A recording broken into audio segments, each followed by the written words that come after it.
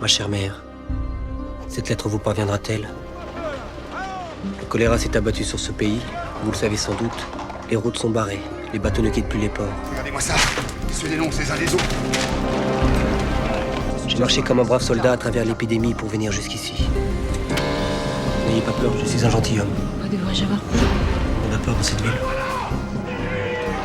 Vous aussi, Miguel. Vous croyez qu'il me cherche? Peut-être. Vous qui me dites toujours de vivre dans l'imprudence. Eh bien cette fois, vous serez contente de moi.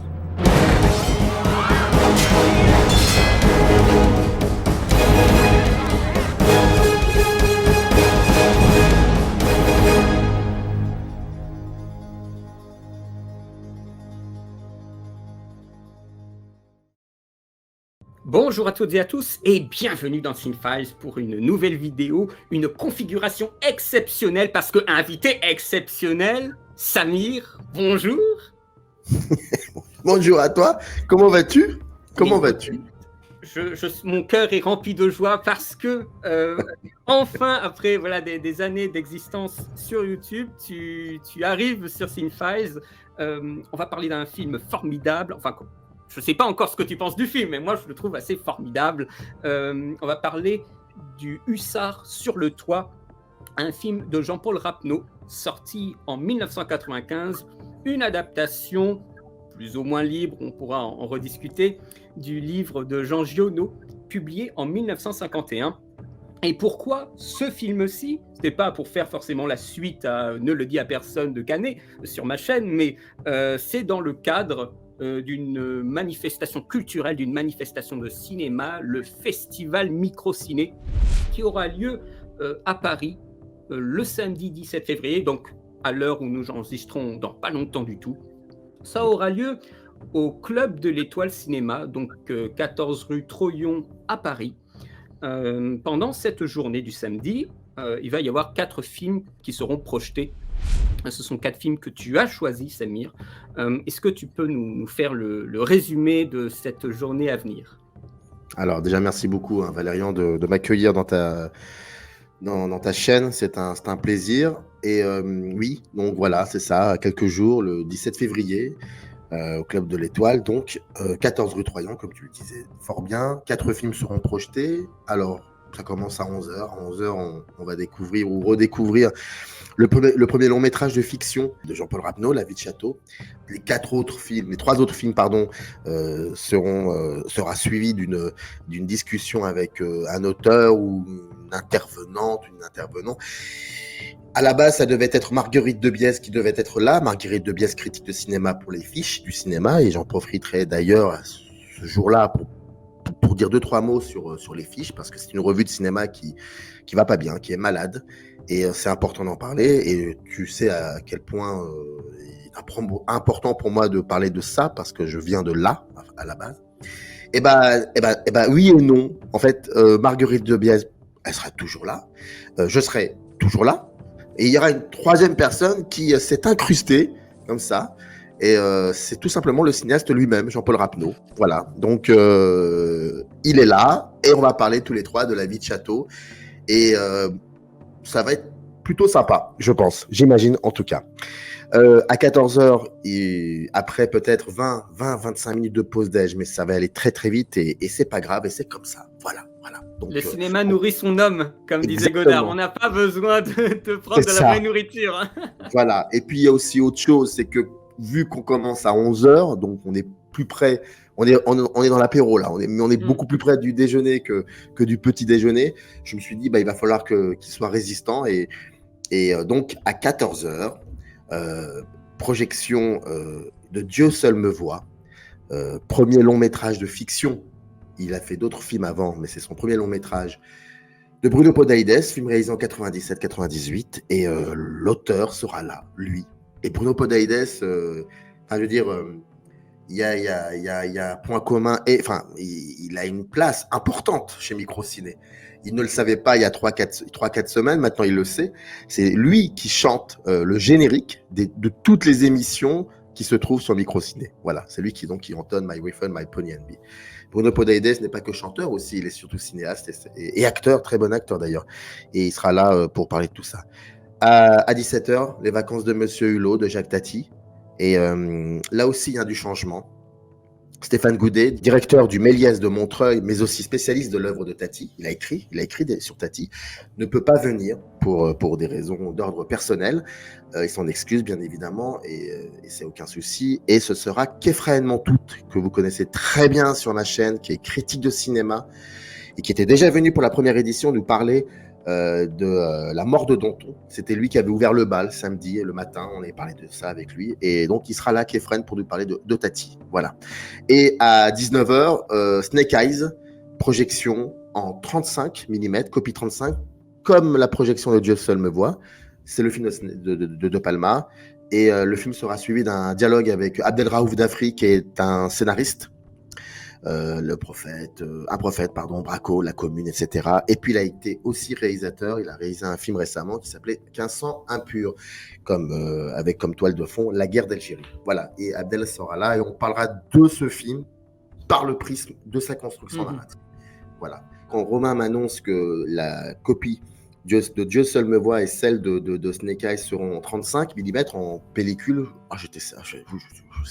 j'étais content parce qu'en plus de cela, Enfin, les seules fois où je les ai vus au cinéma, c'était lors de leur sortie et c'était en copie, en 35, pardon, en bobine. Et donc, oui, il y aura ça aussi parce que le Club de l'Étoile a la possibilité de projeter sur pellicule et c'est vraiment, vraiment sympa. Si ces films vous intéressent, si cette journée vous intéresse, vous pouvez aussi prendre des billets en fonction de la séance ou pour la journée entière. Je mettrai le lien dans la description pour les gens qui sont en Île-de-France ou qui veulent se déplacer un samedi pour voir tous ces films. Samir, nous allons, pour préparer la vie de château, parler d'un autre film qui ne se situe pas dans un château, mais qui se situe comme ça dans une campagne, dans une Provence imaginaire, dans un grand film d'aventure qui s'appelle Le Hussard sur le toit. Alors c'est un film qui a coûté très très cher, c'était un film vraiment flamboyant et aux moyens visibles vraiment à l'écran colossal pour l'époque. Il a coûté 26,8 millions d'euros. Donc je crois que c'était aussi cher que quelques années après le Pacte des loups. Il a eu à peu près 2,5 millions d'entrées à l'époque. Les critiques françaises étaient un peu plus partagées. Les critiques américaines, quand le film est arrivé aux US, ils ont été enchantés parce que ça leur évoquait certains autres films. C'est un film qui, par ses moyens importants, a une ribambelle d'acteurs qui sont plus ou moins figurants, plus ou moins liés vraiment à l'histoire principale, au cœur. Des fois font des petites apparitions un peu furtives.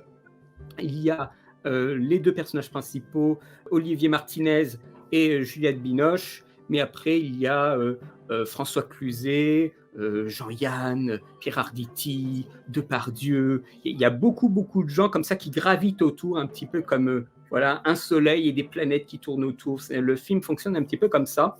Je l'avais pas vu, je l'avais pas vu depuis très très très longtemps ce film.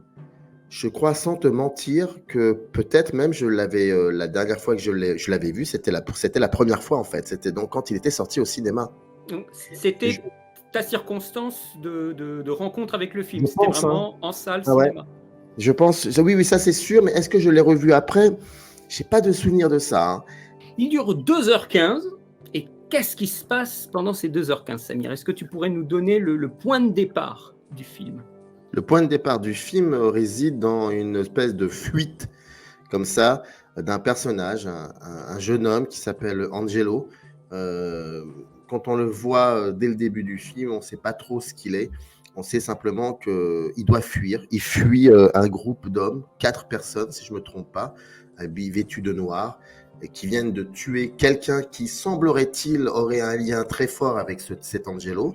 La femme de cet homme assassiné, c'est elle qui vient annoncer à Angelo, on le devine que quelque chose s'est passé, et c'est elle qui pousse Angelo à fuir là où il se trouve. Aix-en-Provence, et je crois que la date c'est 1832 ou 52, si je me trompe pas. Je crois que c'est 32. Je crois que c'est plutôt les années 30, oui. Les années 30. Donc on est au début du 19e siècle, juste après la fin de Napoléon, etc.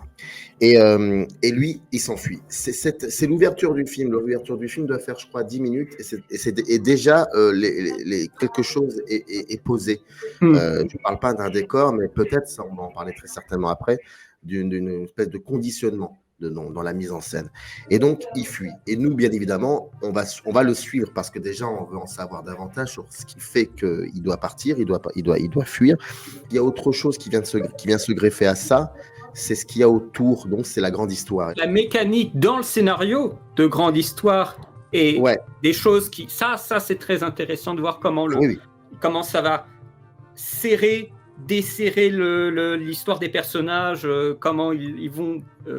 naviguer là-dedans dans la grande histoire, comme le personnage qui navigue dans les ruelles de la ville. Il y a quelque chose de cet ordre-là, vraiment. Cette grande histoire, c'est le choléra.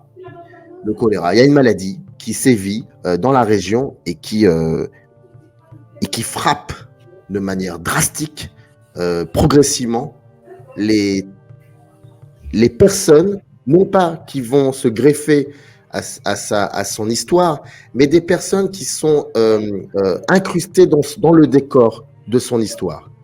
Et c'est très impressionnant, parce qu'on voit les corps de ces gens qui viennent de mourir ou qui sont morts du choléra.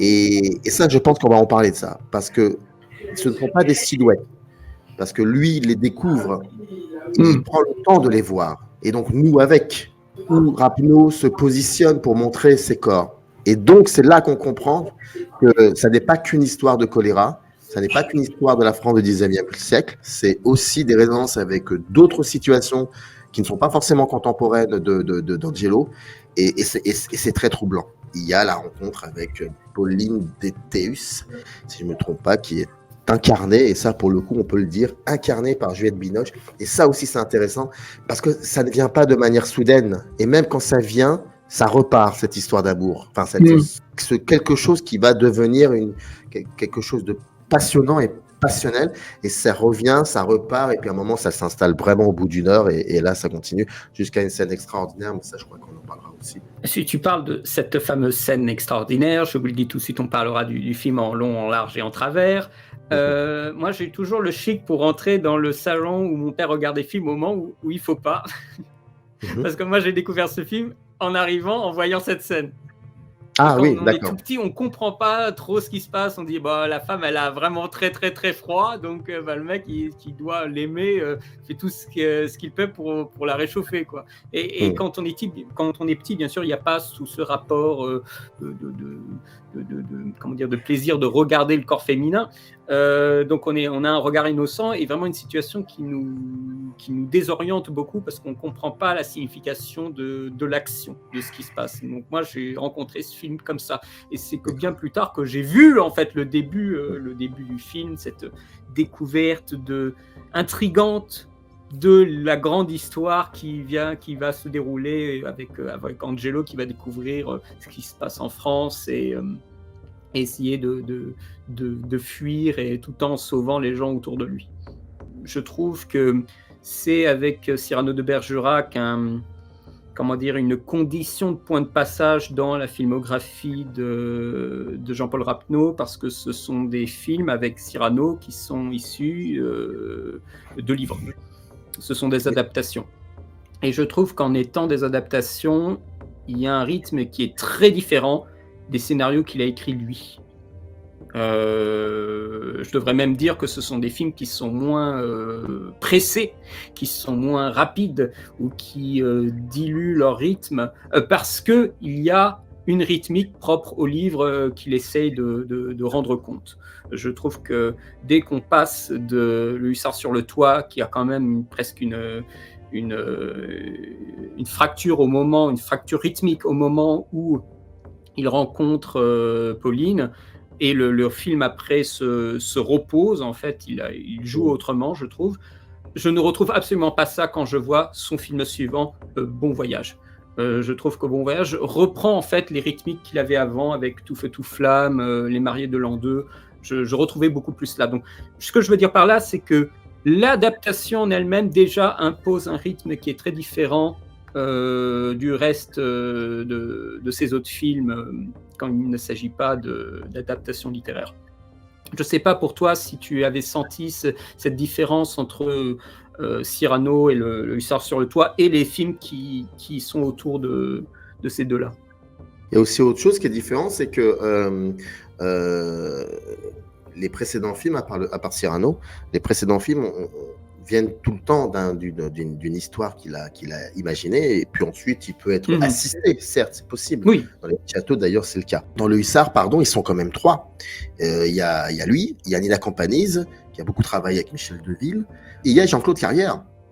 Jean-Claude Carrière qui a travaillé avec beaucoup de grands cinéastes, dont Buñuel par exemple, et qui est à l'origine de cette courte séquence incroyable et folle où l'on voit Depardieu jouer le rôle d'un commissaire qui joue un personnage à la limite, si ce n'est même, je te dis à la limite de la folie, mais en fait il est complètement fou. Et dans le roman, ce personnage n'existe pas. Et il y en a 2 d'ailleurs qui n'existent pas. Il y a celui-ci et il y a un autre personnage beaucoup plus tard qui est joué par Pierre Arditi. C'est drôle parce que Giono est quelqu'un qu'on a toujours mis dans une case qui est écrivain régionaliste. Alors que c'est tout le contraire. Cette région-là, d'Aix-en-Provence, de Marseille, de toute cette région en Provence, il l'a utilisé, mais il l'a réinventé, il l'a réimaginé autrement. Et je pense que c'est exactement ce que fait Rapneau avec ce film-là. C'est-à-dire qu'il va utiliser un texte, il va le réimaginer autrement. Il va même faire un montage. Il va prendre des moments du début qui va le mettre plutôt vers la fin ou plutôt vers le milieu. Les 10 premières minutes, je suis dans un film de Jean-Paul Rapneau. Et je pense que cette séquence a été orchestrée de cette manière-là, afin que Rapneau nous dise d'emblée, ne vous inquiétez pas, vous êtes en territoire familier. Oui. Il n'y aura aucun problème. Et c'est vrai. Et quand tu tapes, et puis il y a même autre chose, c'est que il y a un style Rapneau qui est plutôt dans une vitesse d'exécution. Il aura la possibilité à un moment de s'arrêter le temps de quelques secondes pour nous montrer un truc et repartir dans cette vitesse. Oui. Et ça, il a quelque chose, c'est fascinant comment il arrive à faire ça. Et on comprend beaucoup de choses. On va certainement parler de ça aussi. Donc, étrangement, cette rythmique dont tu parles, qui est différente, certes, parce qu'une adaptation, eh bien, il arrive quand même, progressivement, à se réapproprier la rythmique du livre et en faire sien. Sachant que devait y avoir normalement une adaptation du livre par Giono lui-même, mais voilà, il y avait des complications, il n'arrivait pas à trouver l'énergie, les acteurs qu'il fallait. À la fin des années 50, il avait même tenté une sorte de prologue en court-métrage avec François Villiers. Je ne sais pas si tu as vu le Foulard de Smyrne. Je l'ai vu. Moi, j'ai découvert, et c'est en cela que j'aime beaucoup faire des recherches comme ça sur les films, parce que ça me fait découvrir d'autres films. J'ai adoré ce court-métrage qui ressemble un peu à Nosferatu croisé avec une espèce de fanfanterie silencieuse comme Le Roi et l'Oiseau. Enfin, il y a une espèce de mélange presque de l'ordre de l'animation avec ce petit homme avec son parapluie. Ouais. Comme ça qui arrive dans le village et on a ces plans subjectifs des gens qui tombent. En fait, il y a vraiment quelque chose d'un peu de l'ordre de l'expérimentation de la part de l'auteur et du réalisateur qui l'a accompagné. Le début du choléra en Provence avec ces tissus de soie vendus par ce petit colporteur. Je crois que dans le court-métrage, ils disent quelque chose... Qui est joué par Jean-Yann dans le film, si je ne me trompe pas. Dans Hussard, absolument. Je crois que dans le court-métrage, il dit quelque chose du style « Les amours se défont, les orgueils s'écroulent, et les tendresses se déchirent ». Et je crois que vraiment toute cette première heure du Hussard, on est sur cette logique-là. C'est en cela que je vois que je disais, c'est vrai que la première heure, elle fait très Rapneau. La deuxième heure, justement, va ailleurs. C'est quelque chose d'autre. Elle comme si un virus avait atteint Rapneau pour tout d'un coup faire muter un petit peu le rythme de son récit. Est-ce que, voilà, a priori, pour toi, ça te semble être une belle trahison, comme on pourrait dire? Il faut trahir l'original parce que si on trahit pas, ça devient une illustration et on n'arrive pas à voir le ton du cinéaste, là pour le coup Rapneau dans le film. Donc je pense que c'est comment lui il revisite ce roman, comment il regarde ce roman et pourquoi ce roman. Alors bon, ce roman, pourquoi? Parce que c'est un roman qui est dans une espèce de tradition romantique à la Stendhal, auteur de prédilection de Rapneau. Il y a toujours comme ça cette quête de l'aventure. Déjà dans La Vie de Château, il y a ça. Il y a toujours ça. Même dans Tout feu, toute flamme, où Adjani ne veut pas ça. Et Yves Montand, qui est son père, l'intègre, la prend de force pour la mettre dans cette aventure-là. Il y a toujours cette histoire-là. Et Rapneau est un enfant de la guerre, de la Seconde Guerre mondiale. Un enfant, pour le coup. Son premier film, tiens, Pardi, qu'est-ce qui se passe? Il parle de ça. Ça parle de la Seconde Guerre mondiale. Ça parle surtout de l'occupation nazie en France, dans un petit village provincial. Il y a un truc, il y a quelque chose avec cette période-là. Il y a quelque chose avec filmer des individus qui se font attaquer par quelque chose d'invisible parfois. Et comment ils vivent avec ça. Comment ils essaient de s'en sortir. Et c'est quoi donc, je pense que il n'y a pas de trahison, mais il y aurait trahison si Rapneau n'aurait pas utilisé ce livre pour parler vraiment de ce qui l'anime depuis un certain temps. Là, je pense qu'il y aurait trahison, il y aurait trahison, donc il y aurait illustration. Donc non, il n'y a pas de belle trahison, il n'y a pas de trahison, il y a juste. Mais par contre, il y a quelqu'un qui reprend son cinéma où il s'était arrêté et il arrive à trouver des points d'ancrage dans le Hussard sur le toit qui correspond à son envie dynamique de cinéma et aussi de raconter l'histoire. Enfin, la grande histoire, pardon. Et puis, c'est vrai que tu dis ça, ça paraît évident, mais on est en 95 quand le film sort. Le livre date de 1951. Donc, il y a aussi une envie de dépoussiérer ou de le faire résonner autrement. Et ce film résonne d'autant plus encore pour nous aujourd'hui, puisque nous, on a eu, semble-t-il, dans les années 2020, une pandémie. Donc, il y a eu des hystéries et des rapports à la solitude, à la fuite également, qui, dans des circonstances tempérées quand même, peut nous rappeler certains événements dans le film. Il y a des ponts, aussi maigres soient-ils, à opérer pour les gens qui ont peut-être vécu la maladie du Covid plus intensément que d'autres. Ouais, je vois ce que tu veux dire. Mais ça, c'est troublant, ça, par contre. Parce que moi, tu vois, quand je revois le film et que je vois ces corps, la manière qu'il a, Rapneau, de nous montrer ces personnages, ces personnes sans vie et surtout ces corps. Et puis à un moment, il y a une séquence où il montre même le corps de 2 enfants. Comment représenter les répercussions d'une tuerie de masse, donc d'un génocide. Donc la Shoah, en l'occurrence, mais pas que, mais surtout la Shoah. Et là, pour moi, ça me renvoie à des corps de ce que j'ai pu voir dans Nuit et brouillard ou alors sur des photographies, c'est-à-dire les cadavres de tous ces juifs qui se sont fait massacrer, exterminer pour le coup. Ça me renvoie à ça. Je vois ça et c'est très troublant parce que ces corps sont montrés aussi avec un travail très esthétique. C'est quelque chose qui pourrait me rebuter, me rendre malade. Mais ça n'est pas le cas. Je crois qu'on parlera de ça un peu plus tard, donc je vais m'arrêter là-dessus. Mais rien que pour cela, je trouve ça intéressant. En plus, c'est le travail de Thierry Arbogast qui a travaillé avec un cinéaste dont je ne suis pas très sensible, qui était même le directeur de la photo de Luc Besson. Et c'est intéressant. Et Rapneau, qui n'a jamais vraiment été quelqu'un qui utilise, comment dire, c'est pas quelqu'un qui va se permettre d'esthétiser pour surenchérir. Il n'a jamais été dans cela. Ouais. Il a toujours été très sensible au travail du DOP, mais pour surenchérir, c'est pas son truc. Et là, ça pourrait être ça, et en même temps, je le vois pas comme tel. Et j'ai quelques idées, et on en parlera, mais rien que pour ça, c'est intéressant. Et je sais que ça t'a Alors, je sais pas Ouais. si je sais que tu en as été très sensible aussi. J'allais dire ça, c'est que je pense qu'il y a une telle.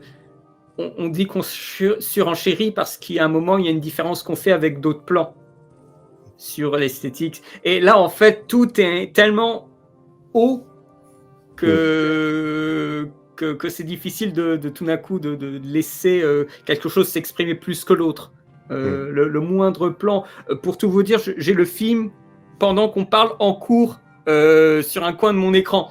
Et à chaque fois que je jette un petit coup d'œil sur mon écran, sur le film, il y a des images absolument magnifiques où les blancs, le ciel est cramé à dessin, les mouvements de caméra sont très bien organisés, la couleur du mur, des toits est magnifique, il y a tout est à un niveau, même le début, le début, on commence avec un feu d'artifice, là où on nous montre encore une France dans l'insouciance et la paix.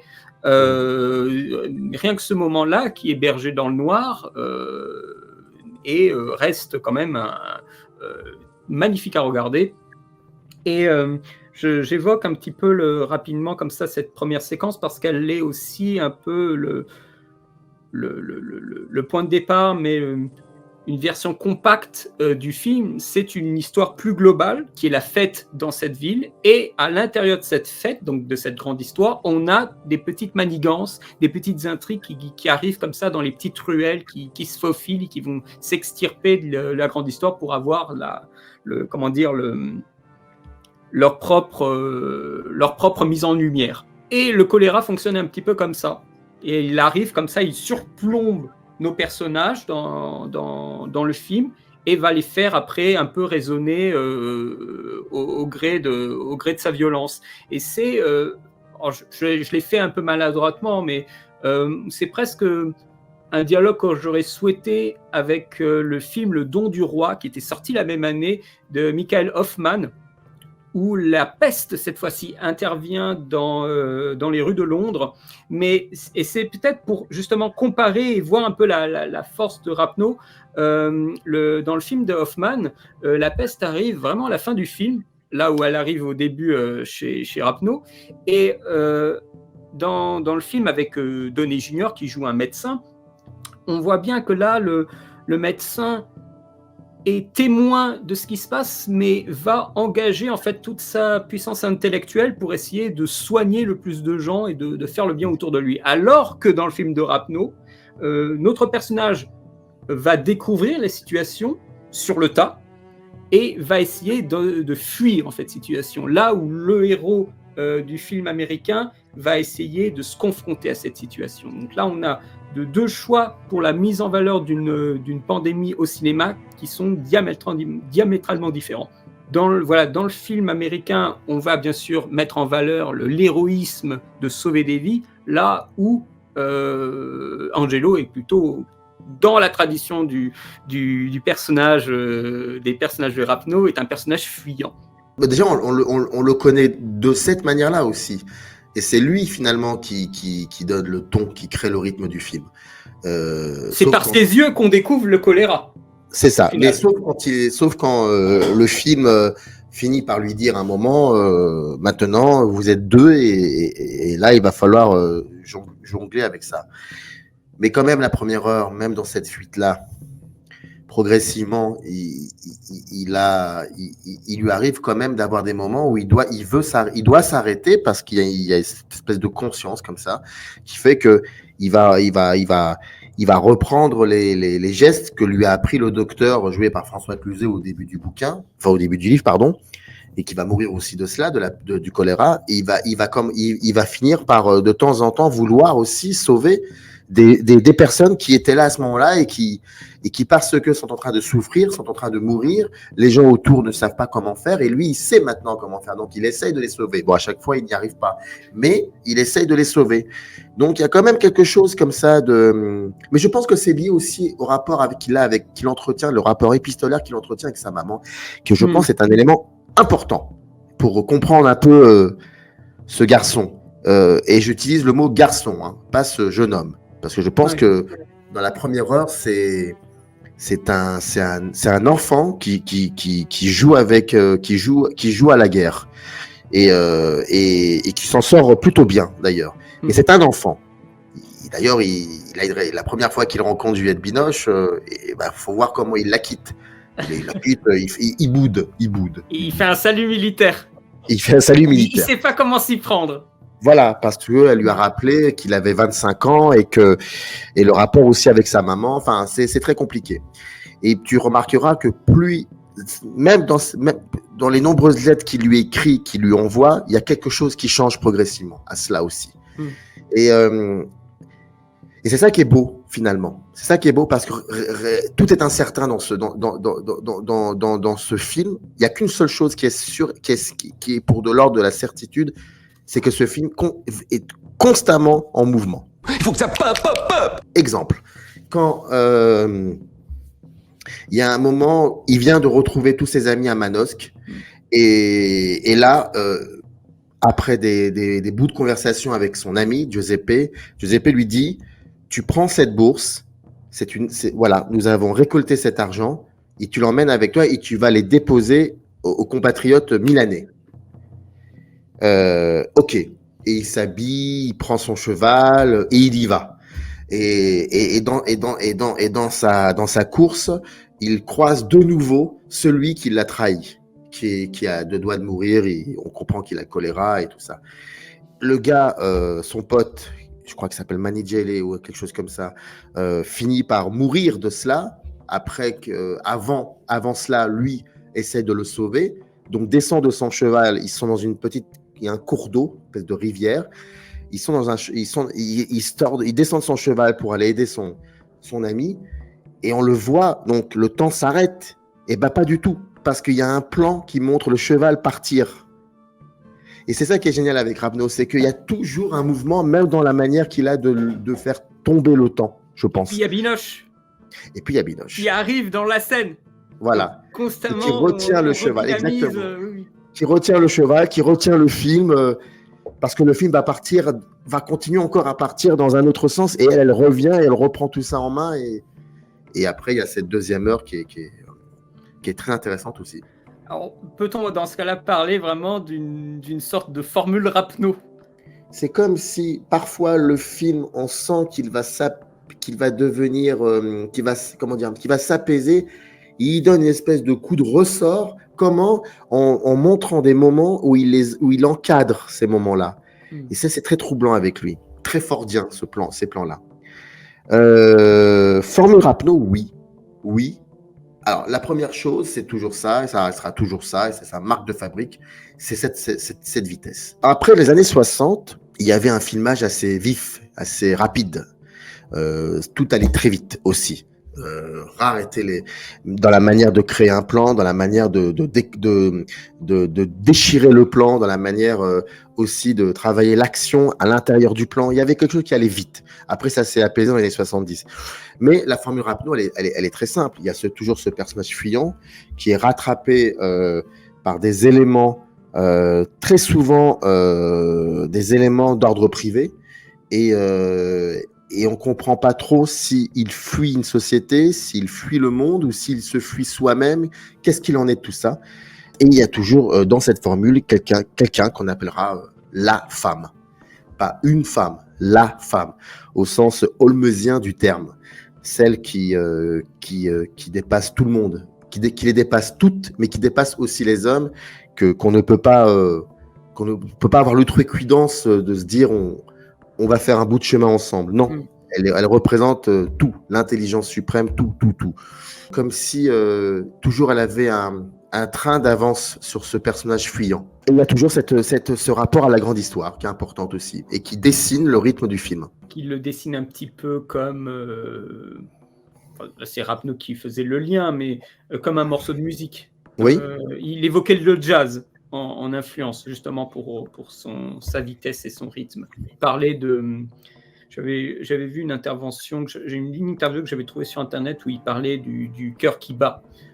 Et je pense que ça, c'est tout à fait pour le rythme. C'est-à-dire, là, je pense que le rythme, vraiment, le mouvement de l'acteur et le mouvement du montage. Là, c'est plus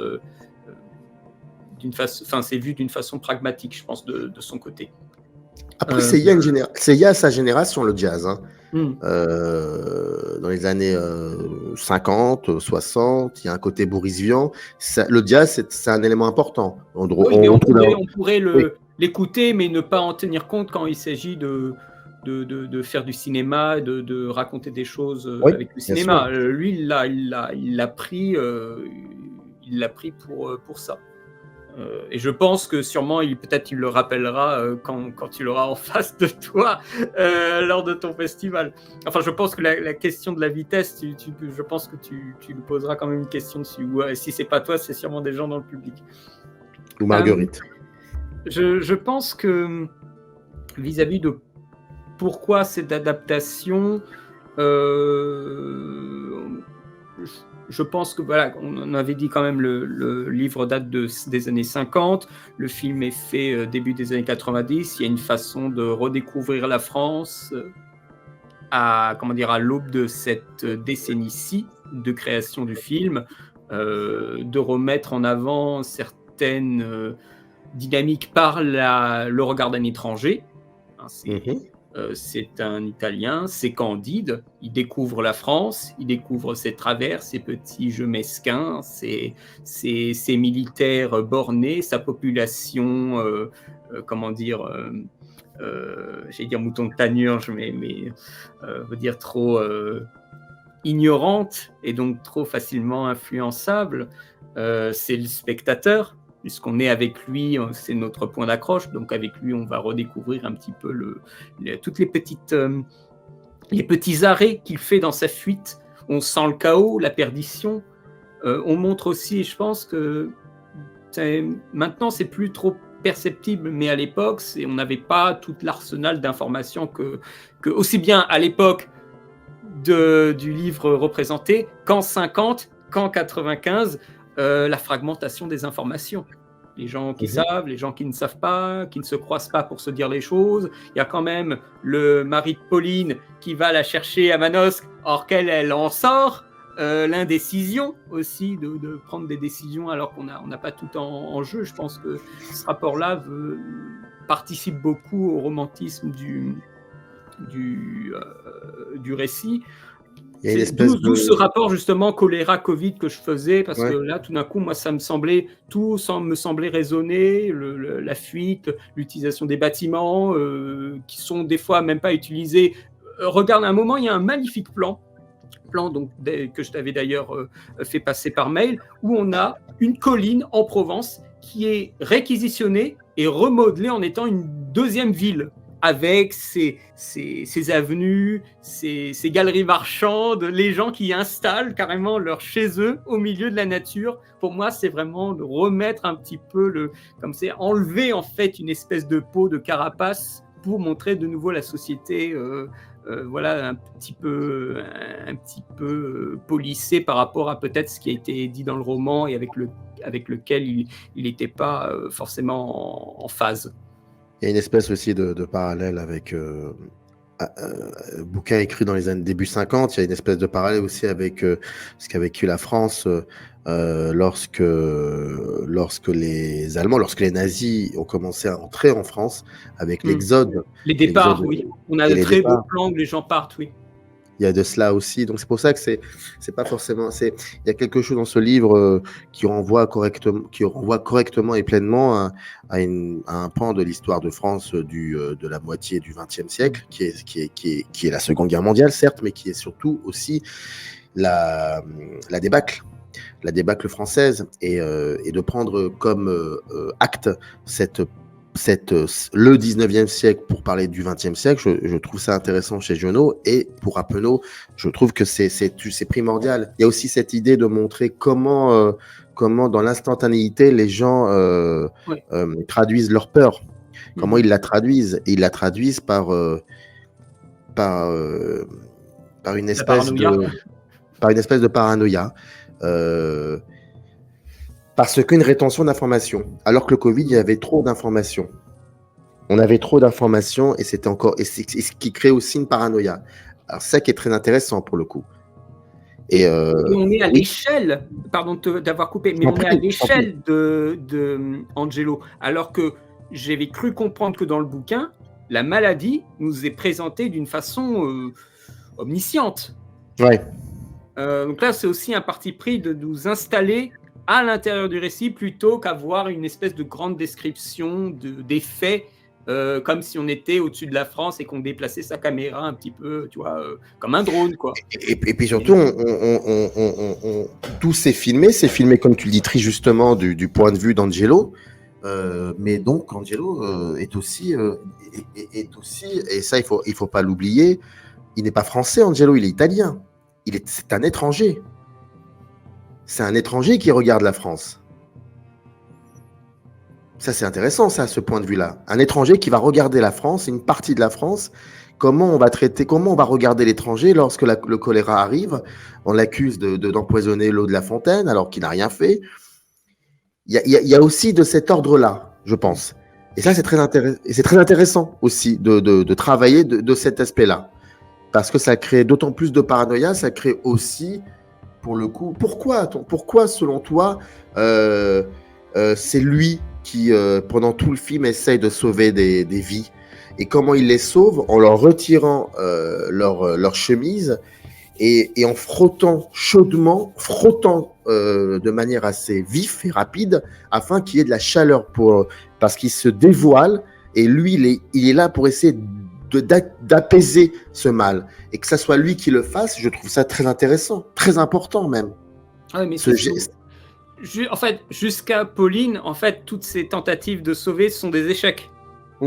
Alors qu'il nous est présenté comme un être quasi divin, puisque la maladie ne l'atteint pas.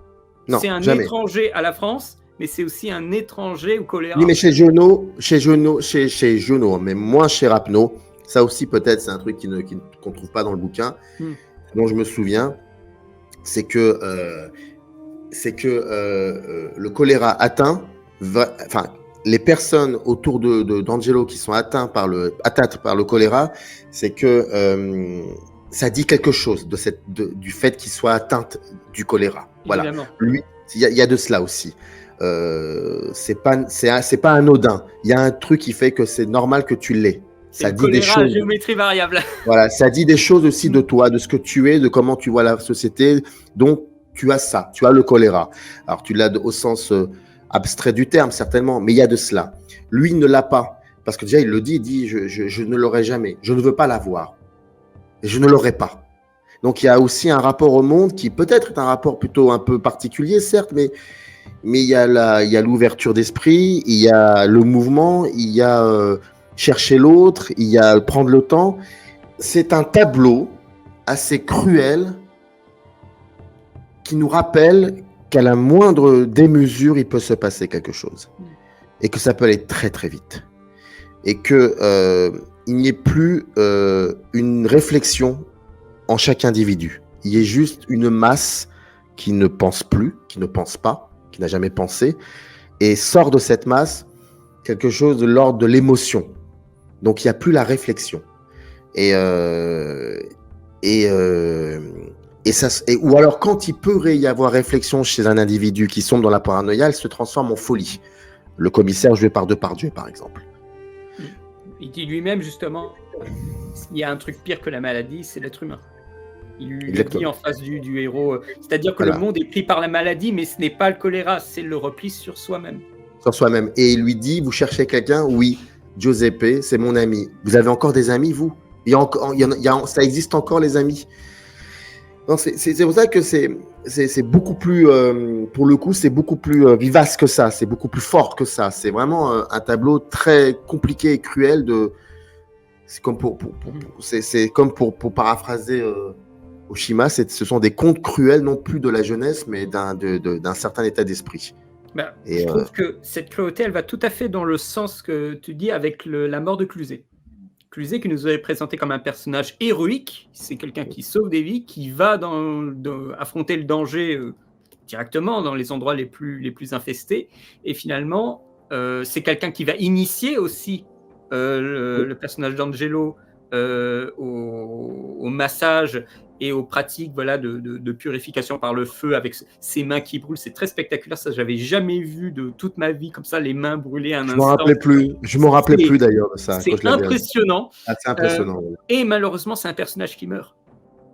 Et là, tout vient toute la, comment dire, la cruauté, le drame, mais aussi la peur que ça arrive pour quelqu'un qui est plus proche d'Angelo.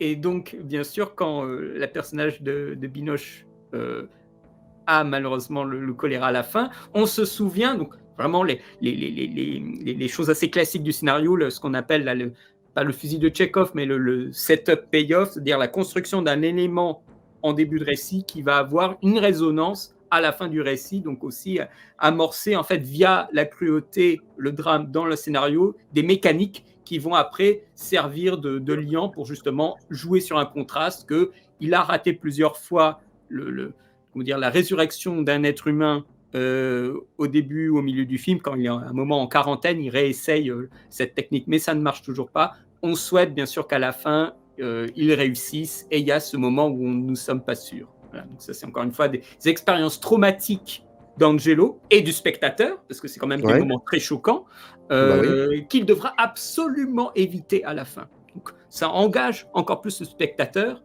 quand la séquence finale arrive. Le personnage exactement, et le personnage pour revenir sur le personnage de Cluzet, il doit mourir, lui. Il doit mourir parce qu'il a transmis quelque chose sans le savoir, mais il a transmis au fait à Angelo ce qui va lui permettre finalement de grandir. Et s'il ne meurt pas, le film s'arrête là à ce moment-là. Il lui transmet la possibilité de sauver, quoi. De sauver, donc de vie, en fait. C'est ça. Voilà, c'est ça. C'est un personnage de vie qui erre autour de mort. C'est pour ça que je disais que c'était un ange au départ, bon, au-delà de simplement dire Angelo ange, mais il est sur les toits, tu vois. À un moment, il prend une échelle et il passe au-dessus d'une ruelle comme s'il volait, quoi. Il est accompagné de corbeaux aussi. Il y a et constamment à cheval, il y a le vent dans ses cheveux. Il est aérien, en fait, ce personnage. Et c'est pour ça que le titre s'appelle Le Hussard sur le toit. Je me suis toujours posé la question, pourquoi s'attarder sur un petit moment comme ça de l'histoire. C'est quand même ce moment qui va lui permettre de rencontrer Juliette Binoche aussi, c'est vrai. Mais il voit, en fait, depuis le toit, il voit. Et voilà, c'est ça. Il voit la France, il voit aussi pas son désir, dans un sens aussi un petit peu, son désir de retrouver sa mère, de faire sa révolution, de sauver les gens. Il dit des choses très très belles quand il est sur le toit avec le chat, avec un petit chat là. Tu es bien intrépide, hein, tu plairais à ma mère, dit-il au chat quand il est en train de bander sa blessure. Mais qu'est-ce qu'il dit aussi au chat? Il dit, est-ce que ce ne serait pas le désir de Dieu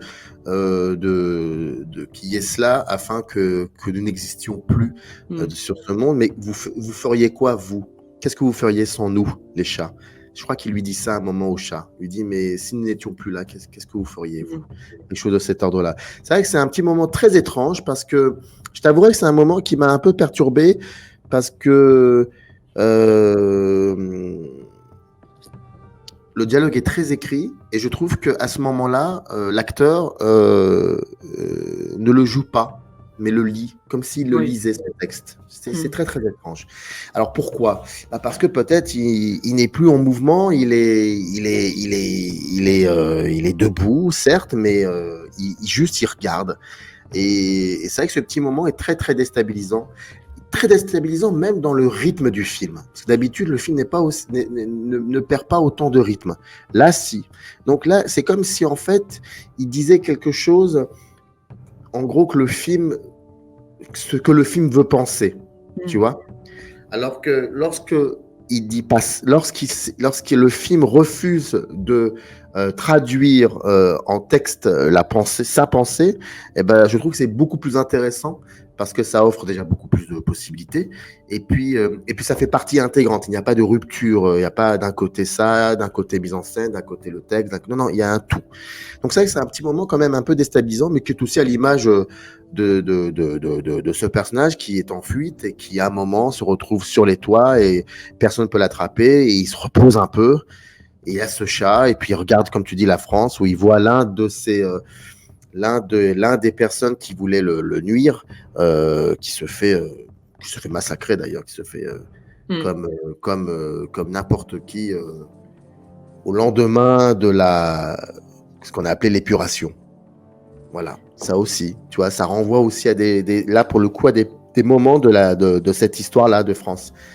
Moi, j'aurais peut-être une pensée plus rapide vis-à-vis de ce moment et même d'autres moments où Olivier Martinez joue, c'est que pour Rapneau, c'était un peu difficile de le diriger. C'était pas quelqu'un qui allait dans le sens de Rapneau. Donc, Ouais. il l'avait dit clairement que c'était une personne compliquée à diriger. Donc je pense qu'il y a eu quelques moments où il y a eu quelques lâcher prises sur l'addiction, sur la conviction quand on dit quelque chose.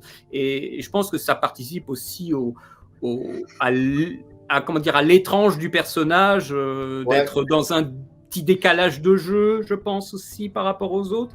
Mais il est en contraste avec Binoche, qui elle est un bloc. Moi je trouve qu'elle fonctionne vraiment... vers la fin, elle commence à être un peu plus fébrile, mais c'est souvent un bloc. Et ça, on peut en revenir aux personnages féminins chez Rapneau. Ce sont souvent des gens qui sont des forces qui sont difficilement arrêtables, au point d'être des fois insupportables. C'est l'héritage auxien, je crois. C'est l'héritage auxien. On disait souvent qu'il y a de superbes personnages féminins chez Hawks. Oui, certainement. Mais en même temps, il y a beaucoup de fantasmes aussi de l'ordre du cinéaste au sein même de ces personnages féminins. Donc, je ne pense pas que ça donne à ces personnages féminins une entièreté. Je ne pense pas. Il y a un rapport avec les personnages féminins chez Rapneau de l'ordre pas de l'indisponibilité, mais ce sont des personnages qui sont difficiles à... Ils sont fuyants, mais d'une autre façon. Ils sont fuyants, mais d'une autre façon. Et les hommes ne rêvent qu'une chose, pour le coup, c'est vraiment de les attraper et de les rendre prisonnières. Il y a un truc très, très bizarre, très particulier. Et le film, finalement, est là pour montrer qu'il doit y avoir une espèce de... comment dire, que ça ne peut pas se façonner de cette manière. Voilà, c'est ça. Et que chacun doit aussi avoir sa propre histoire et sa propre vie. Bon, et afin que ces deux-là puissent être dans le même cadre, mais que eux-mêmes ne dépendent pas ni de l'un ni de l'autre. Ils sont totalement indépendants. Il y a de cela aussi. Ça peut prendre du temps. Mais c'est vrai que ça a étudié ça, les personnages féminins chez Rapneau, parce que moi je pense que c'est l'héritage auxien, c'est-à-dire il y a une part de véracité, certes, mais il y a une grosse part, je crois, aussi de manière de revisiter, un peu de fantasme aussi, de créer des personnages féminins qui sont extrêmement fortes, enfin des femmes fortes pour le coup. Mais est-ce que ça donne vraiment un personnage total, c'est-à-dire un personnage qui pense par soi-même et non pas qui a besoin de l'autre pour penser? Je ne sais pas, c'est très discutable. Pour le coup, peut-être que dans Tout feu, tout flamme, c'est une exception, le personnage d'Adjani, qui joue le rôle de la fille d'Yves Montand. C'est peut-être une exception à part. Parce qu'on parlait de Hawk, si on parle de Q-Core, les personnages chez Q-Core féminins, il a toujours été il a été très bon dans le sens où il les regardait réellement. Il regardait pas les femmes, il regardait une femme, et puis une femme, et une femme. Donc tu vois, il y avait comme ça elles avaient toutes leur histoire, leur vie, tout ça. Et c'est vrai que moi, me concernant, c'est plus intéressant pour moi de regarder comment il... C'était bien Q-Core qui avait fait la version de 53 de Une étoile aînée, Star is Born, avec James Mason. C'était Q-Core? Exactement. Oui, là, ça se voit que oui. Le regard sur les femmes, il est là. Ah, il est incroyable, le personnage de Judy Garland. Ils sont terrifiants. Judy Garland. Oui. Voilà. Bon, le personnage de Judy Garland dans le film, en plus, Une étoile aînée, ça raconte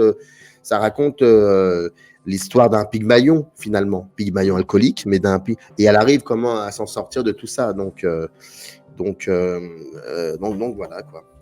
Mais dans le film, Pauline ne peut pas se sortir de tout ça sans l'aide d'Angelo.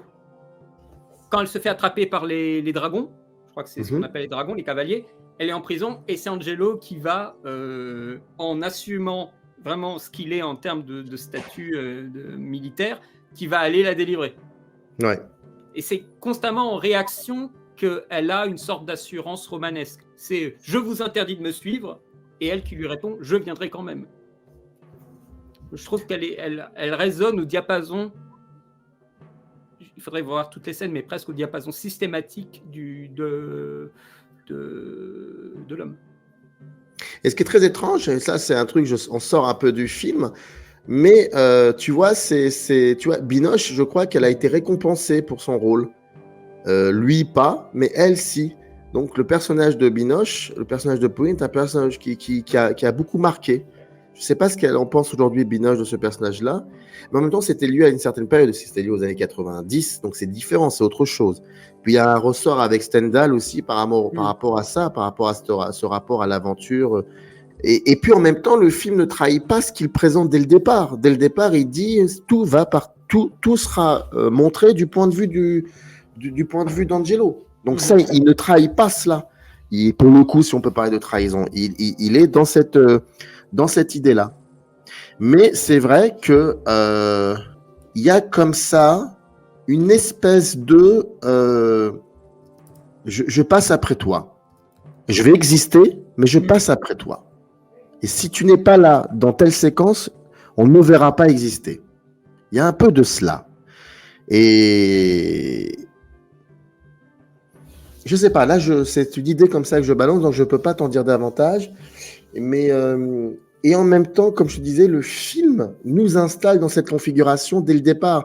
Le personnage de Pauline n'est pas un personnage récurrent dans la première heure. On la voit un moment, puis elle repart, et puis on la revoit un tout petit peu. Et c'est surtout dans la deuxième heure où quelque chose où là, ça crée le. Et en même temps, le film épouse les deux rythmes différents, les deux rythmes liés à celui d'Angelo et celui de Pauline aussi. Donc, tu vois, en fait, c'est ça qui est intéressant, c'est que le film peut se montrer dans la deuxième heure, peut-être légèrement, je dis bien légèrement injuste envers le personnage féminin, mais dans sa forme, c'est moins discutable, pour le coup. C'est un peu plus progressiste dans sa forme. Et c'est ça qui est passionnant chez Rapneau, en fait. Et tu parles de forme, je dirais que les deux aussi sont mis, donc Angelo et Pauline, sont mis en concordance vis-à-vis du reste. Ce sont deux corps qui sont beaux, et le reste, pour énormément de cas, ce sont des corps laids, qui s'enlaidissent au fur et à mesure. Et là, on peut commencer à parler un petit peu de ce que nous voyons concrètement à l'image et des moyens qui ont été déployés pour faire en fait ce que nous voyons.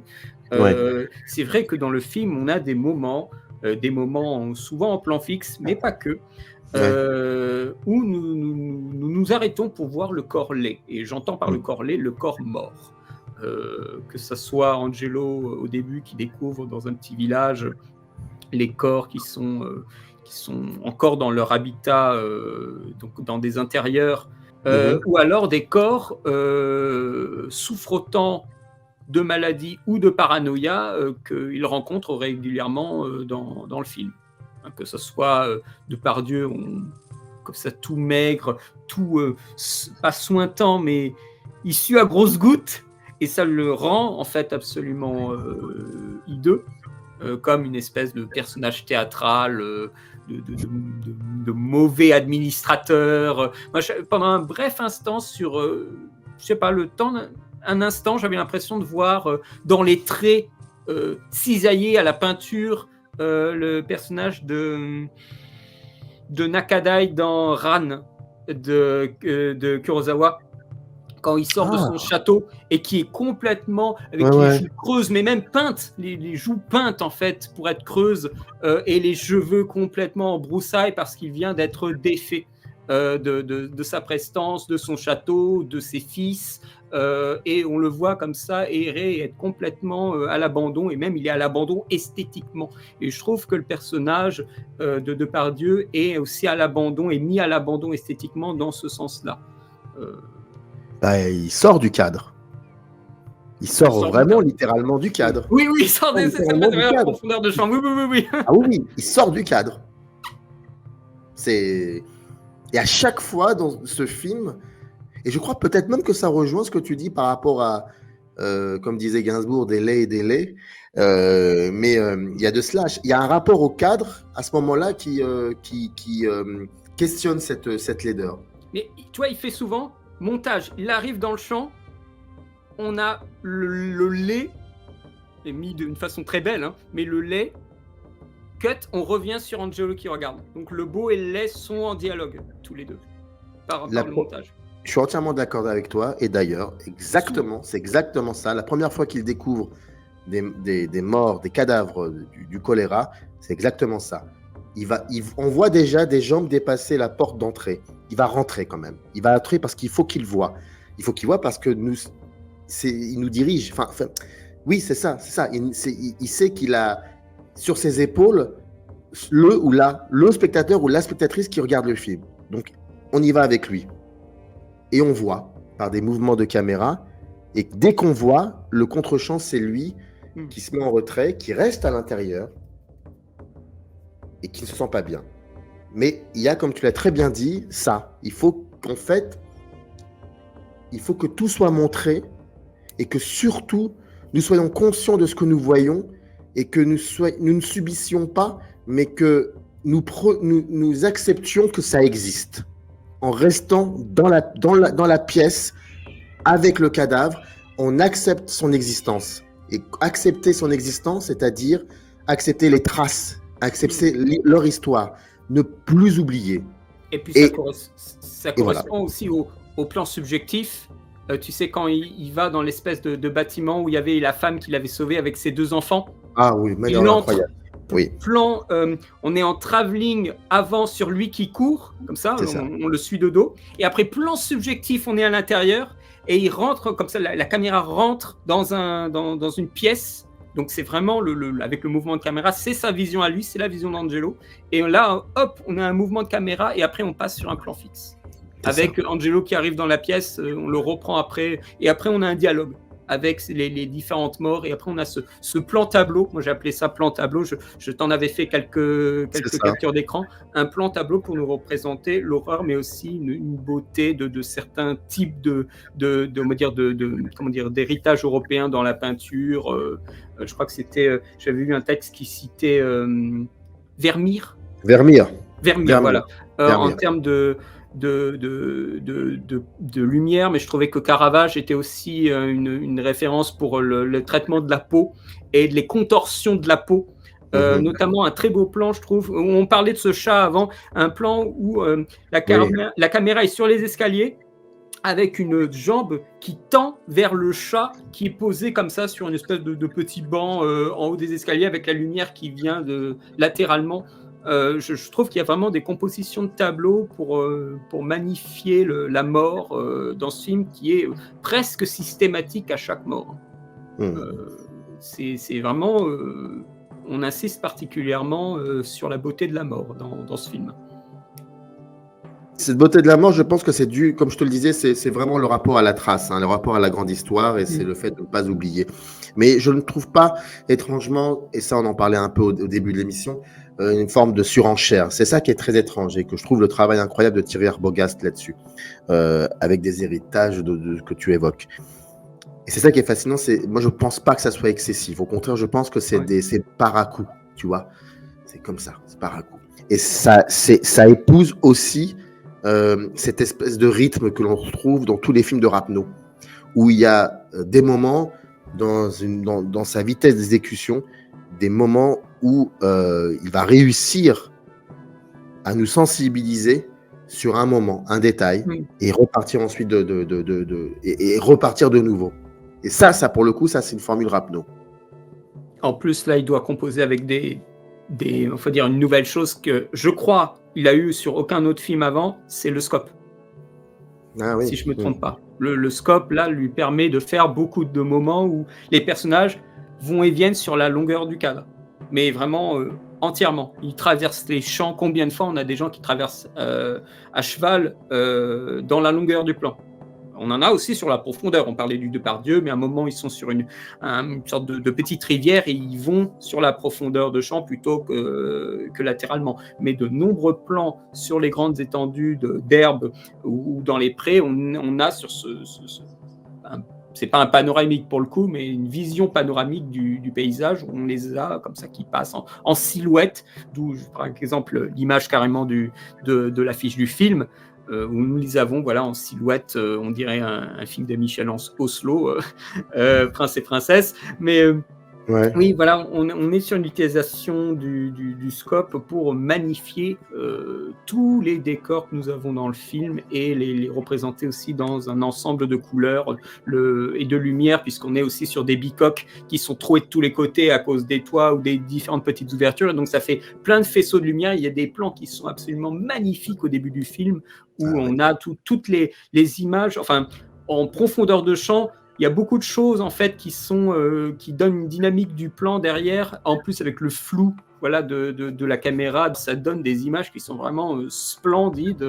Enfin, alors là, les gens qui parlent souvent de oui, cinéma, capture d'écran et tout ça, ben là, vous pouvez continuer à avoir votre doigt appuyé sur capture d'écran sur le film de Rapneau. Ça, ne serait-ce, bien sûr, là, je pense que depuis le temps que vous nous entendez parler, vous comprenez que c'est vraiment un film à découvrir, mais ne serait-ce que pour la beauté, le film, il est somptueux. Là, vraiment, on voit en fait le déballage de moyens. C'est comment dire, c'est assez simple de le dire comme ça, mais je pense qu'il faut aussi revenir à des choses évidentes. C'est clair que c'est un film qui est voilà sur, on va dire une dynamique de film d'époque. De films en costume, de films avec des grandes volées romanesques, mais on est clairement sur un autre niveau de réalisation et de beauté d'image que, à tout hasard, les Trois Mousquetaires, les versions récentes que nous avons eues là, qui ont été photographiées par Nicolas Bolduc, il me semble. Là, on est vraiment sur une mise en valeur de la lumière, des couleurs, de différents régimes de couleurs, puisqu'on est en intérieur nuit, extérieur jour, extérieur nuit, l'aube, le crépuscule. On a plein de variantes d'imagerie, d'environnement qui nous offrent vraiment un gros panel d'images, aussi bien ce qu'on avait évoqué, les mains qui s'enflamment dans un intérieur, que l'aube avec Binoche comme ça, on se croirait une espèce de petite copie du dernier plan de Autant n'emporte le vent. Donc on est vraiment sur plein de dynamiques colorimétriques qui sont chromatiques, qui sont vraiment très très belles à observer, là où peut-être des mauvaises langues diraient assez rapidement qu'en ce moment le cinéma français ne propose pas de couleurs, ou ne propose pas une dynamique de couleurs qui fait plaisir, qui est agréable, qui sert le récit aussi. On parlait de la laideur des cadavres, il y a un travail de couleur, de peinture sur ces personnes. Je ne sais pas si c'était des mannequins ou des acteurs qui devaient cesser de respirer pendant un temps, le temps de la prise, mais il y a un magnifique travail de lumière et de couleur sur eux, et même jusqu'à la scène finale avec Binoche, entre le feu et le corps qui interagit avec le feu, avec l'eau aussi. Donc il y a aussi l'aspect texturel des murs, des villages, des tuiles, des toits, de la fourrure, du chat, des plumes, des corbeaux. C'était toi dans un live, là, il n'y a pas très longtemps, qui disait « Il fait beau, il fait chaud, il y a des corbeaux ». Ben, là, je crois qu'on y est littéralement dans cette réplique. Et en même temps, à l'intérieur de ces plans, de ces tableaux, il y a aussi le temps qu'il se permet de les construire, ces plans et ces tableaux. Et ça qui est assez paradoxal, c'est que il n'y a pas de surcharge, il n'y a pas de charge, il n'y a rien, il y a autre chose. Il y a du sens qui s'installe dans chaque plan, dans ces tableaux. Et ce sens-là, quand on s'y arrête un peu, on s'aperçoit que ça émane d'une réflexion, d'où je filme ça, et donc ça convoque d'autres gestes artistiques. Mais la première fois, est-ce que tu vois quand même qu'il y a quelque chose qui a quelque chose qui a été retravaillé ou travaillé à l'intérieur même de ces plans? Tu vois d'emblée quelque chose de très beau, et tu te dis cette beauté, ce rapport à l'esthétique. Enfin, il y a un travail féroce par rapport à ça. Ah oui, oui. Ouais. Enfin, vraiment, la première heure, avec ces moments de pause et ces plans qui prennent la pause, moi, là, il y avait quelque chose de l'ordre vraiment du tableau saisissant. Tu vois, on veut nous saisir à l'instantané. Il n'y a pas de ralenti. Hein. Je ne crois pas que dans le film, il y en ait, ou alors s'il y en a, ils sont très rares. Parce que souvent, le ralenti, c'est l'image en mouvement qui veut devenir tableau. Tu vois, j'ai l'impression que c'est... Et puis le ralenti, c'est la surenchère, là, pour le coup. Là, on est vraiment dans la surenchère. Or là, je ne crois pas me souvenir qu'il y a un ralenti quelque part de particulier ou de... Tout est, tu vois, soit tout d'un coup l'image se fige, soit il y a un mouvement, mais je ne crois pas me souvenir qu'il y a... Non, ça peut pas, c'est pas possible, c'est pas dans sa... Mais généralement, dans ces films, en effet, c'est pas vraiment... C'est pas ça, parce que ça voudrait dire lui, il a besoin du réel, pour le coup. Il a besoin parfois de temps en temps, comme dit Edouard Baird, de le mettre un peu de côté, de le décaler pour que ça devienne surréel. C'est possible, ça aussi. Mais il a quand même besoin du réel. Et le ralenti, je dis pas que c'est... Alors, le ralenti, attention, je suis pas en train de critiquer le ralenti. C'est de le comprendre par rapport au cinéma de Rapneau. Ça peut pas fonctionner, le ralenti au cinéma de Rapneau, parce qu'il faut que ça aille toujours très vite. Il peut pas se permettre de suspendre un moment sa vitesse d'exécution de manière à surenchérir quelque chose. C'est pas possible. Parce que c'est pas dans sa manière de travailler. C'est pas dans sa manière de capter, de prendre au vif. C'est pas dans sa manière à lui. Ou alors les ralentis se traduisent par les détails qu'il arrive à placer comme ça d'un moment, et là, pour le coup, ça fonctionne. Mais c'est pas des ralentis. Mais il le suspend aussi par l'absence de musique dans ces moments-là. Plusieurs fois, justement, quand il y a ces moments de pause, la musique cesse d'exister. Tu parlais du réel, très justement. Là, le réel prend le pas sur l'artifice de fiction qui est justement la musique. Ça, c'est un des exemples. Je ne dirais pas qu'il le fait systématiquement, mais je crois me souvenir qu'il n'y a pas de musique quand il y a Cluzet qui meurt, qu'il n'y a pas de musique quand il y a son ami qui meurt là près de la rivière. Et je crois aussi, il n'y a pas de musique, il me semble, sur la fin de la séquence avec Binoche. Non, ça non. Et même si on avait, elle est tellement discrète qu'elle fait partie intégrante de la mise en place du rythme. C'est exactement ça, ouais. Cette séquence, parlons-en un petit peu. Pauline est atteinte du choléra et Angelo va utiliser la connaissance qu'il a eue en début de film pour essayer de la sauver. C'est-à-dire ses mains, qui sont des mains de guerrier, qui va lui faire l'usage à l'épée, au coup de poing pendant tout le film, vont servir vraiment pour réellement sauver une vie en cette fin de film. Et ce qui est très perturbant quand on est à un âge où on peut comprendre la scène, c'est que c'est une séquence de mort, de résurrection de mort, mais qui est filmée dans les cadrages et le montage comme une scène d'amour, une scène de sexe. Et ça, quand moi j'étais petit, je ne le percevais pas. Parce que je n'avais pas aussi les codes de comment on pouvait filmer une scène d'amour. Et quand on revoit les cadrages, c'est complètement ça. Et du coup, c'est très perturbant aussi. Mais il y a cette ambiguïté du coup sur laquelle on joue avec Rapneau, le personnage d'Angelo, c'est l'envie qu'elle vive, le désir aussi, le corps féminin mis vraiment à nu. Quand il déchire sa robe, là, c'est sauvage, ça, comme geste. Mais c'est un geste qui vraiment peut être interprété de deux façons différentes. Il y a un enjeu narratif à cela. Après, il est vrai que, oui, effectivement, c'est filmé comme une scène érotique parce que c'est ce à quoi ils ne pourront jamais faire. Ils le savent, c'est pas possible.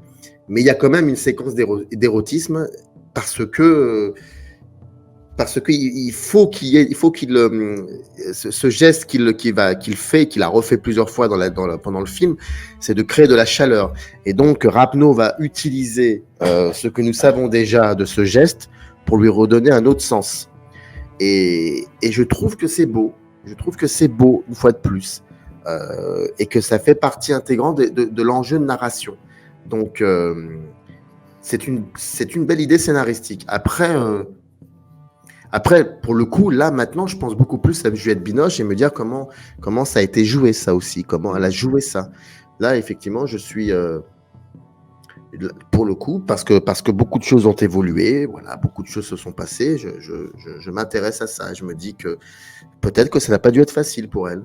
Je ne sais pas. En même temps, Rapneau n'est pas connu pour l'instant n'est pas connu pour être un cinéaste cinéaste, tu sais, ce genre de cinéaste très compliqué qui installe une certaine terreur sur un tournage, des choses comme ça. Oui. Il n'est pas connu en tout cas pour ça. Mais c'est vrai que je me pose cette question. Et aussi peut-être du côté de Martinez, ça n'a pas dû être facile aussi pour lui, parce qu'il y a il peut y avoir une espèce de pudeur peut-être. Mais c'est vrai qu'en revoyant cette séquence, j'ai beaucoup pensé à Juliette Binoche et je me disais comment jouer ça, comment pouvoir jouer ça. Oui, parce que les deux, enfin comment dire, le plan. Par exemple, sur son visage, peut être vraiment interprété des deux façons. C'est ça. Le gros plan sur Pauline, c'est entre la souffrance et l'extase. Vraiment dans les deux sens. Si on connaissait pas si on prenait la scène vraiment à part du film, il y aurait quelque chose de très très troublant. C'est vraiment, on déjoue les attentes d'une scène d'amour classique. Mais aussi, nous, spectateurs qui avons suivi pendant plus de 1h50, quelque chose comme ça, cette histoire à travers les gestes, les mouvements, les yeux d'Angelo, je pense que c'est peut-être la seule fois où, pour le coup, on ne voit plus l'intrigue par le prisme des yeux d'Angelo, on voit les deux réunis dans le même cadre. Mm-hmm. Oui. Et c'est là que ça peut être effectivement assez déconcertant, mais je pense qu'il nous prépare à ça. Et donc ça participe à cet enjeu-là. Après, aujourd'hui, sans vouloir faire un excès je me dis que là, je vois la mise en scène et elle est très belle, et je vois aussi que le travail d'acteur et d'actrice est aussi important, et ça m'intéresserait aujourd'hui de savoir comment ça se prépare un travail comme ça. C'est pas évident, hein, parce que là, je veux dire, il y a découverte du corps, une physicalité de l'action, hein, et c'est ça. C'est frénétique, hein. C'est frénétique, provoquer la chaleur par le biais des mains, puis cette manière de filmer. Alors qu'en fait, on est en train de voir quelqu'un qui essaie de sauver la vie d'un être humain, de lui redonner de la chaleur. Et en même temps, ça pourrait être c'est interprété aussi comme le seul moment de fusion physique entre ces deux personnages qui pendant 1 heure se regardent et savent qu'ils ne peuvent pas aller plus loin. C'est confirmé par juste après le drap qui couvre les deux personnages. Donc c'est pas le drap, c'est le tapis du lieu qui couvre les deux. Et on a le personnage de Angelo qui est surpris de découvrir à nouveau Pauline en vie. Et là, il y a quelque chose que écrit Adrien Desnouettes à ce propos-là. Là, dans un petit livret, une sorte de guide pour les étudiants et les lycéens sur le hussard sur le toit, il dit: or, il y a dans ce mouvement de recul une dernière et belle hésitation du sens. Angelo s'écarte-t-il devant un fantôme ou parce qu'il se reproche d'avoir parcouru son corps nu toute la nuit? On est encore une fois sur cette ambivalence. C'est ce qu'on disait. On parlait de pudeur de la part de l'acteur. On pourrait aller pudeur de la part du personnage aussi. Il y avait de cela, effectivement. Donc, si vous souhaitez parcourir aussi un peu les propos du film et certaines pistes d'information, vous pouvez trouver assez facilement sur le net un guide, un livret de 15-16 pages dont Adrien Desnouettes a été le rédacteur. C'est un beau petit... moi, je l'ai trouvé en PDF, il est vraiment très bien. Donc, si vous voulez davantage, après cette critique, parcourir l'influence de Stendhal, le rapport au découpage. Il y a une petite analyse de séquence de cette scène de fin. C'est quand même une scène assez marquante dans le film. Je vous encourage à aller chercher ce document. Il est très facile d'accès. En conclusion, moi je trouve que c'est un film vraiment remarquable. C'est un film qui donne envie aussi de voir les autres films de Rapneau. J'avais un très très très lointain souvenir des Mariés de l'an 2 que je confondais avec Cartouche. Voilà, parce que ils sont très anciens tous les deux. Je les voyais à la télé chez ma mamie en été il y a très très très longtemps, dans les années 90. Et donc j'avais un souvenir très lointain de Rapneau, et finalement le Hussard sur le toit permet d'avoir toute la galerie des personnages qu'on retrouve, voilà, les influences de ces films les plus anciens, et finalement aussi l'influence qu'on va voir parcourir dans les deux films qu'il a fait après le Hussard sur le toit. C'est un beau film, c'est bien confectionné, aussi bien dans la recherche de décors, repérage, que dans les costumes, même quelques effets spéciaux, les corbeaux, utilisation de même procédé d'Hitchcock pour les oiseaux. Il y a vraiment, dans tous les aspects de sa conception, c'est vraiment un beau film. C'est un film, moi j'aime bien les films romanesques, donc forcément un film comme ça a un de l'intérêt pour moi. Moi je vous encourage bien sûr à voir le film. Je pense que Microciné, Samir, je pense que toi aussi tu encourages vraiment à voir le film, et aussi à le voir s'ancrer aussi dans une filmographie avec d'autres films autour. Oui, et je vais même t'étonner, je pense. Si vous avez l'occasion, si un jour vous marchez comme ça et vous le voyez à l'affiche d'une salle de cinéma, ouais, il faut voir, faut y aller. Moi, j'aimerais bien le voir dans une salle de cinéma. C'est rare que je tienne ce genre de propos, hein. Oui, c'est vraiment très très très très très très rare. Mais là, l'ayant revu récemment, bon, j'ai pas un tout petit écran, mais j'ai pas aussi une salle de cinéma, et je me disais, waouh, c'est comme tu le disais très bien, il y a un travail sur le scope où on voit effectivement le mouvement A au mouvement B. On voit ça, donc ça, et il faut le faire. Non, c'est un film que j'ai redécouvert, hein, que j'ai certaines choses que je ne soupçonnais pas. Moi, j'avais complètement oublié effectivement ce travail de Thierry Arbogast. Je te l'avoue, j'avais oublié. Et donc, c'est un film à redécouvrir, vraiment. Oui. Enfin, à découvrir, bien évidemment, mais si vous l'avez déjà vu, redécouvrez-le. Il est assez intéressant. Il est vraiment intéressant. Alors, moi, j'ai une vilaine habitude, Samir.